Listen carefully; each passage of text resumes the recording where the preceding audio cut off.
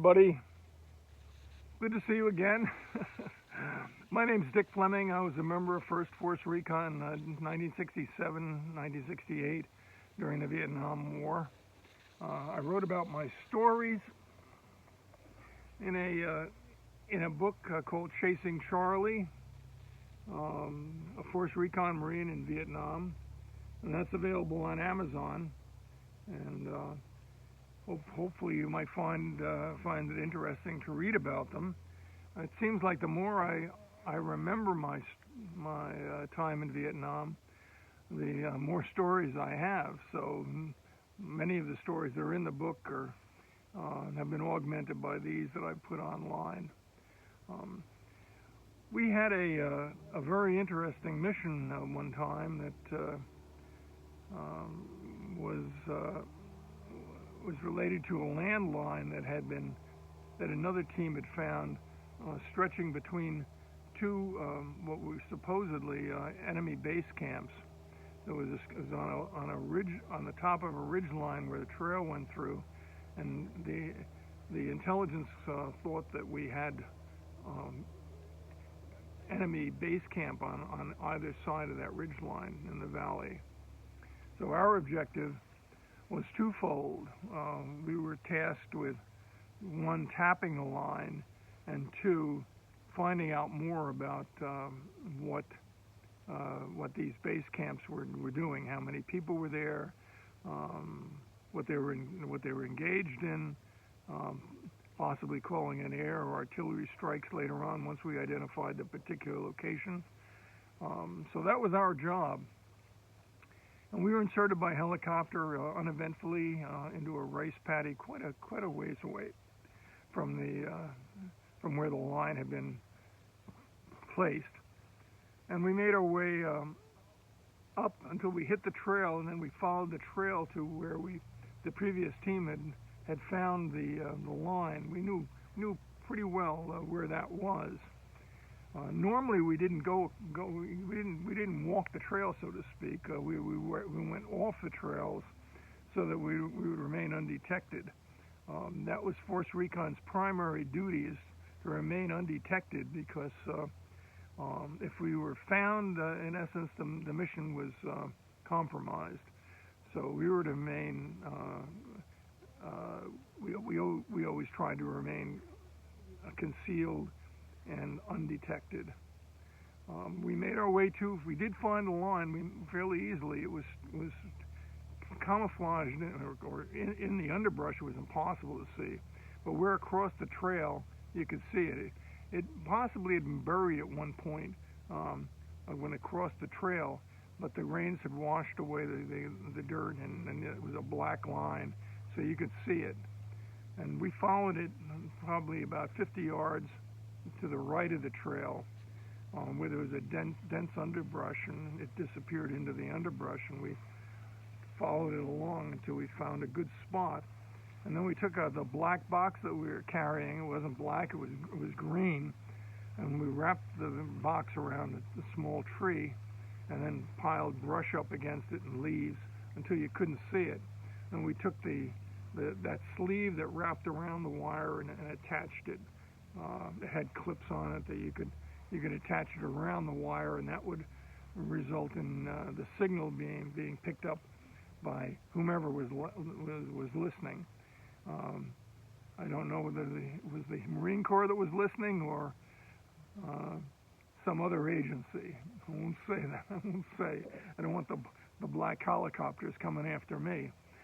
But we did that, and the last step in the process was to carefully flip the switch to on to turn it on. And I say carefully because they had told us in our briefing that the box itself had been booby trapped. It had a motion sensor on it, and if you flip the switch to on, that activated the motion sensor.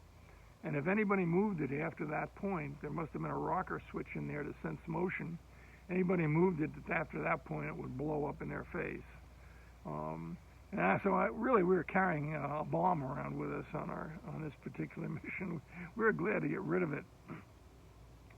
So now our next objective was to follow the line in each direction to find out more about these supposed base camps at the other end of the wire. So we split up into two groups, and this was unusual.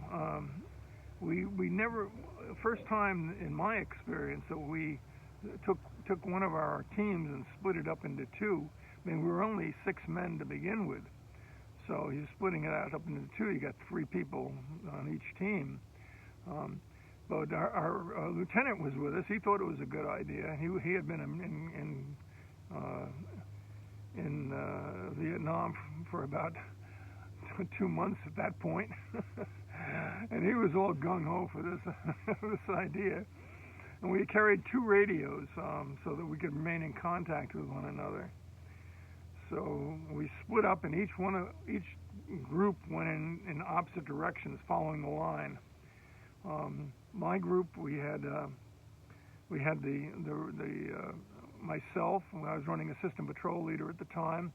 We had a new medic, in my group, and we had Thurman who was carrying the radio. The other group had Moose, our primary radio operator, the lieutenant, and Frenchie.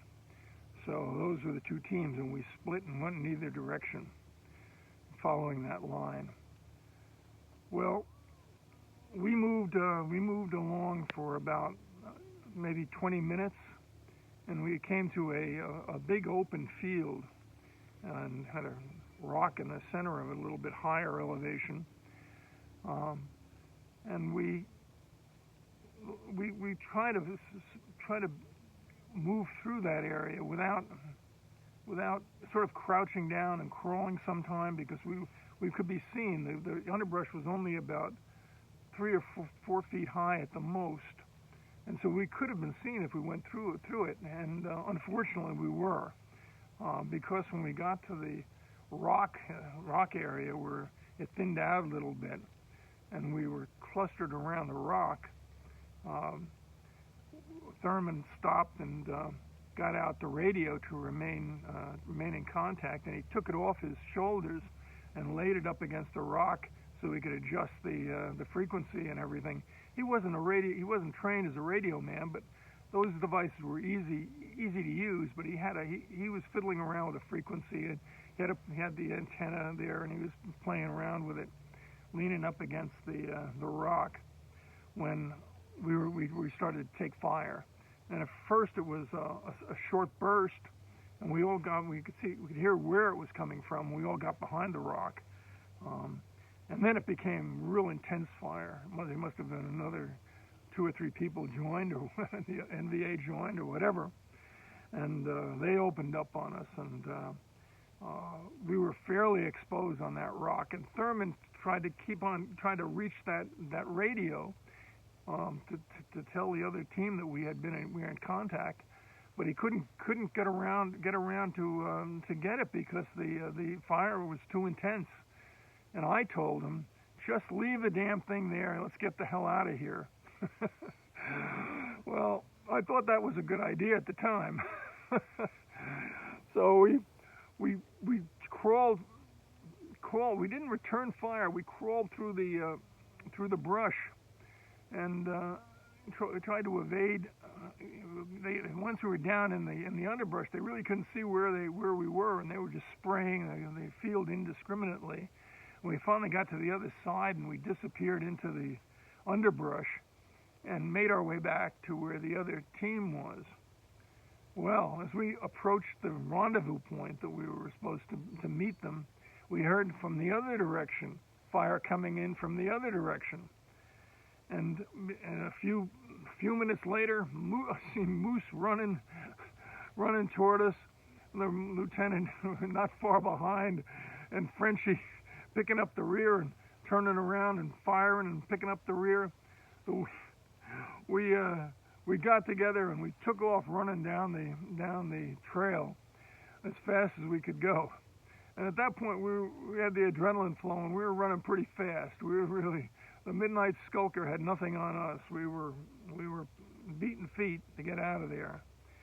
And we ran until we couldn't run any further. We ran and ran and ran and ran, get away from there. And when the adrenaline's pumping, boy, I'm telling you, you can make good speed.